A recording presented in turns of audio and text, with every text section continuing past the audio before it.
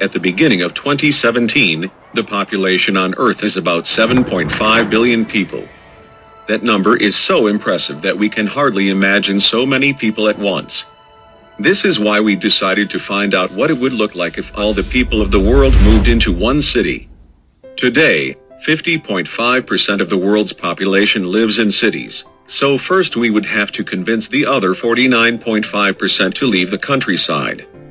And only after that should we try to decide on which continent or island we would like to live.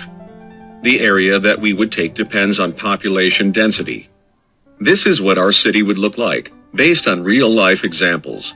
The spaciousness of Reykjavik is a luxury for big cities. Under these circumstances, the settlement for all mankind would become immense. Canadian Quebec would give us the most comfortable conditions. Chicago would look more like a modern megapolis, but things could get even more crowded. Nowadays, Singapore is one of the world's most densely populated countries, despite its modest size, 719 kilometers squared. The city would look absolutely urban and extremely modern. Such a density would enable us to settle on islands with a highly limited area. Manila is believed to be the world's most populous city with an area of only 38.55 kilometers squared.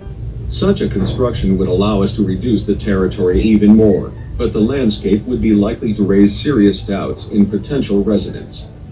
For the moment, the slums of Devari in Mumbai, India, are an example of the largest number of people per kilometer squared throughout the world. But despite the relatively small size of our city, it's unlikely such close proximity would please its inhabitants.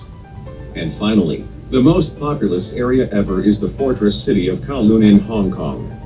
In such circumstances, mankind would be able to live in an area of 5,891 kilometers squared, which can be compared with the current size of Palestine. Just imagine the whole world in a huge metropolis. Would you like to stay in one of these cities, and why?